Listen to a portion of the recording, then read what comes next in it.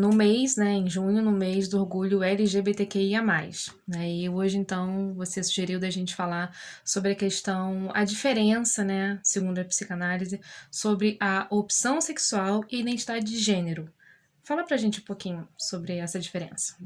Vamos falar assim, porque mesmo eu vi um dia desse um comentário, uma reportagem onde tem se tratado jovens, adolescentes com hormônio, né, para se transformar, né, em homem trans ou mulher trans, né? Eu acho isso criminoso. Acho isso realmente criminoso. Isso tem que ser uma decisão de adulto, né? Quando você tiver adulto, formado, você vai saber o que você quer fazer do seu corpo, da sua vida. Mas uma criança ou um jovem, você determinar a sexualidade ou a identidade dessa Dessa pessoa, para mim é criança. criminoso. Isso É era criminoso. determinado, vamos dizer assim, pelo jeito da criança, é isso? Sim. A gente, para falar de sexualidade, a gente tem que voltar ao ético, né? Segundo para nós psicanalistas, né? A opção sexual, ela é feita em duas fases, né? A gente já falou sobre isso em outros vídeos. Uhum. Ela é feita no Édipo, que é quando a criança, o Édipo masculino, a criança se apaixona pela mãe, né? E o pai faz a interdição. Uhum. Então ele perde essa mãe para o pai. O que esse pai tem, né, Que ele que não levou tem. essa mãe? Aí a gente entra, né, na questão do falo, que do pênis, como símbolo de poder, símbolo de força. E aí o Ele, menino se identifica com esse pai. e ele se identifica com esse pai, entendeu? Tendo como objeto a mãe. Uhum. E ele apaga isso no período de latência e mais tarde ele vai buscar uma mãe que Uma represente ou mulher. que se identifique com aquela mãe, coisa e tal. No Édipo feminino, a mulher também se apaixona pela mãe. Tá? Só que ela, ao deparar que a mãe é castrada, quando ela compara, né, que o menino tem o pênis e a mãe não, né, e as meninas não, quando ela constata isso, que a mãe é castrada, ela se volta para o pai.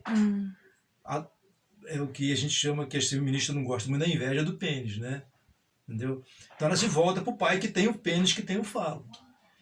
Então essa escolha é feita aí, a primeira escolha é feita aí, opção sexual. E depois, na adolescência, depois que passa o período de latência, lá para os 10, 11 anos, ela é retificada ou ratificada, ou seja, é confirmada ou muda. Então, nesse meio tempo, não se pode se dizer que uma criança é homossexual, que ela é bissexual, que ela vai ser trans, não se pode dizer, Determinar, né? determinar, não, e nada é determinante. Uhum. Então, isso é opção sexual.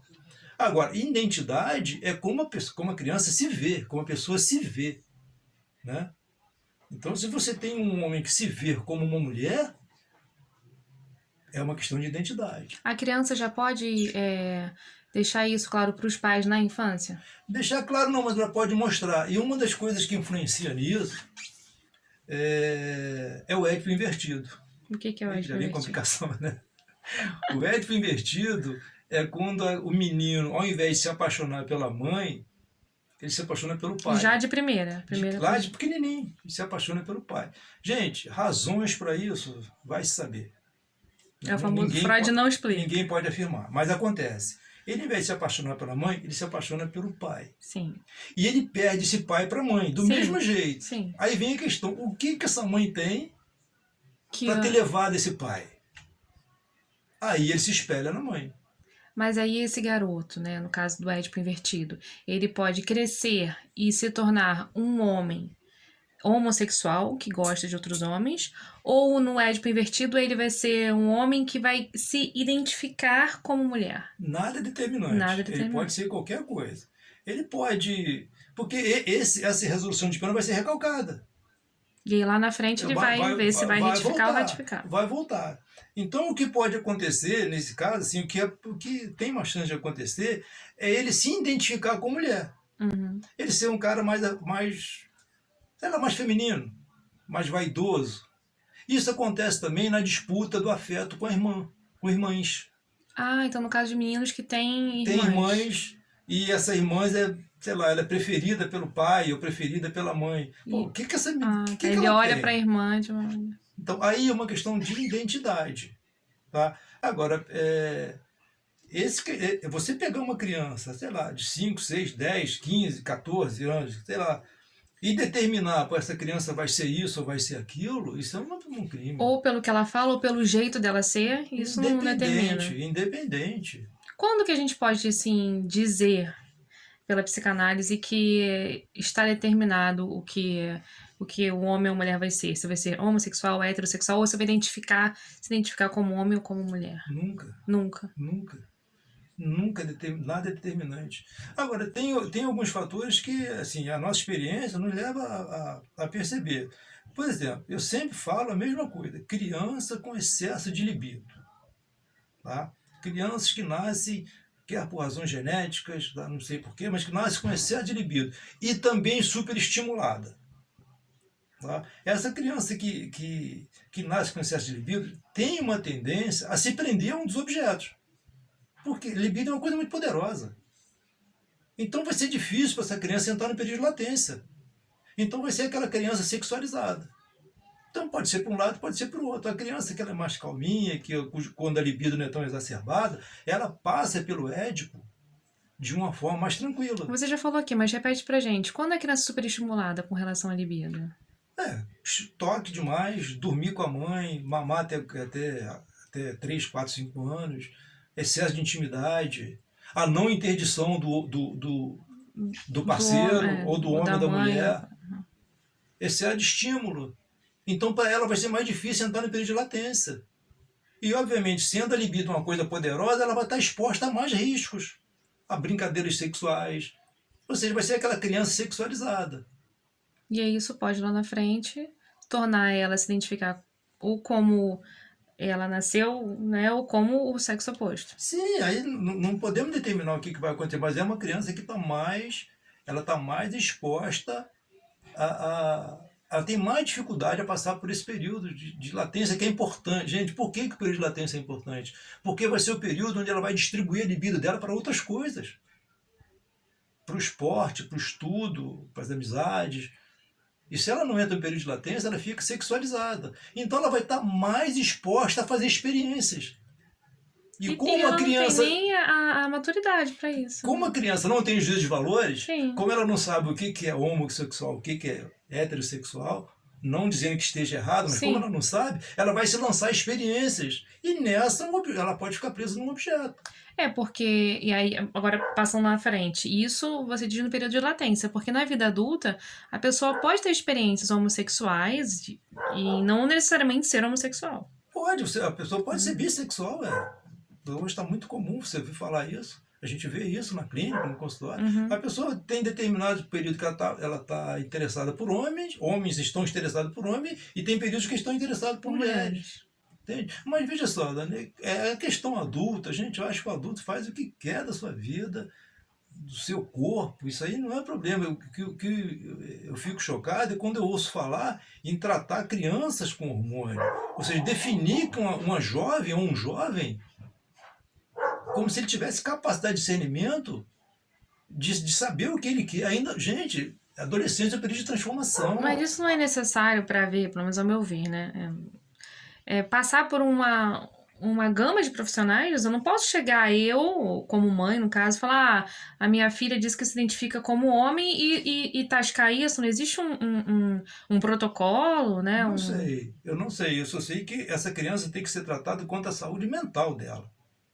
Ou seja, se você tem um filho ou uma filha que está mostrando que vai ter uma opção ou uma identidade sexual diferente do esperado, não é tratar isso. Porque nós não temos ingerência sobre isso. É tratar a saúde mental dessa criança. Para que ela passe por isso sem se tornar uma pessoa doente mais tarde. Porque sobre isso não há ingerência. Para ter um entendimento, né? Para ela ter um entendimento, tentar ali resolver. E a família também pode passar, por exemplo, eu conheço um caso de uma amiga em que ela passou por isso, a filha era adolescente, e a filha falou, eu quero me vestir como homem, eu só quero usar roupa de homem, eu acho que me identifico como homem, e aí ela meio que tendeu para esse lado. Essa minha amiga falou, ok, se é isso que você se identifica, vamos fazer como você quer. E respeitou e foi até um certo ponto. Depois essa menina viu que não. Sim, Na verdade, ela não exatamente. tomou hormônio, nada, assim, mas a aparência, ela queria se vestir como um garoto. Tá, mas se tratasse ela com hormônio? Não, ia ser Pois é viagem. irreversível. Em muitos casos é irreversível. Você torna a mulher infértil, a mulher cresce barba, porra, fica masculinizada, em muitos casos irreversível. Então, gente, a questão é essa. A criança tem que ser olhada como um ser, e não como um objeto. Esse ser, o ser humano, gente, esse negócio de que o ser humano nasceu para isso ou nasceu para aquilo, isso é uma balela. não, isso é Isso é uma coisa conversa antiguíssima, fiada, né? gente. Isso é uma conversa fiada. Nós somos uma folha em branco. Trazemos alguma carga genética? Sim, claro. Mas nós somos resultado de uma cultura e de uma vivência. Senão não estaríamos habitando os 4 cantos do planeta.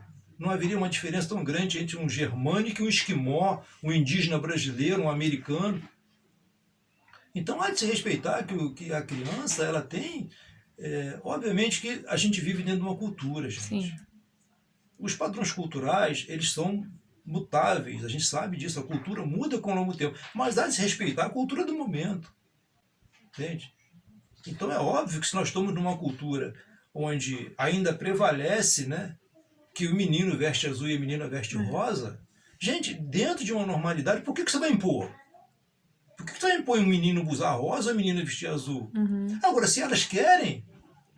Então, o que você aconselha é que os pais, no caso, que tenham filhos e filhas, que, porventura, né, querem fazer coisas ditas, né, que hoje não tem mais coisa de menino e de menina, mas no caso, de uma brincadeira, de uma roupa, de um jeito de se vestir, dê liberdade para essa criança, porque ela tá no momento que ela vai lá na frente, pode mudar, na idade, pode certo? mudar, pode não mudar, mas o que tem que ser tratado é a saúde mental dessa criança. Para que ela cresça sem arranhões, porque, gente, quer queira ou quer não, essa criança vai sofrer bullying, ela vai sofrer discriminação. Sim, vai. Vai sofrer. E a gente pensando pelos dois lados, tanto para pais que são repressores, quanto para pais que liberam tudo. Isso também é ruim, né? No caso, se tem um filho que tem um jeito mais condizente com uma mulher, vamos dizer assim. Se os pais também incentivarem, não precisa fazer nada, não precisa nem incentivar nem repreender. Eu acho que é agir com naturalidade. É agir com naturalidade. Se tu tem um filho que gosta de brincar de boneca, gosta de brincar de casinha, deixa ele brincar.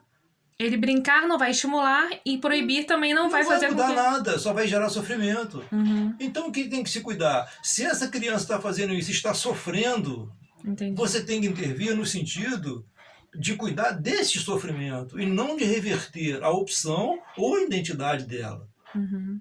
E no final das contas aceitar. Se a criança tem uma opção sexual diferente do que manda que a sociedade manda, gente, tem que se aceitar. E se ela tem uma identidade sexual também diferente, tem que se aceitar, porque não há o que fazer. Você só vai gerar sofrimento.